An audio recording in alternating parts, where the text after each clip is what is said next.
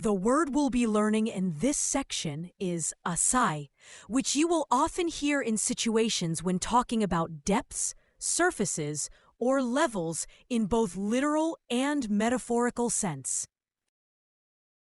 A word asai, pronounced as asai, means shallow in English.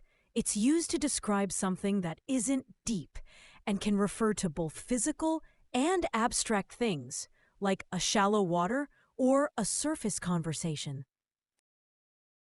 The first kanji means shallow or superficial, like not very deep or only on the surface. In the word asase, it literally points to a shallow spot in water, so the kanji suggests low depth. In the word senpaku, it means superficial or shallow knowledge, so the kanji gives the sense of something not deep or thorough. The river is shallow. Kawa ga asai desu. Kawa ga asai desu. There is a shallow puddle. Asai mizutamari ga arimasu. Asai mizutamari ga arimasu. He can only have light sleep. Kare wa asai nemuri shika dekimasen. Kare wa asai nemuri shika dekimasen.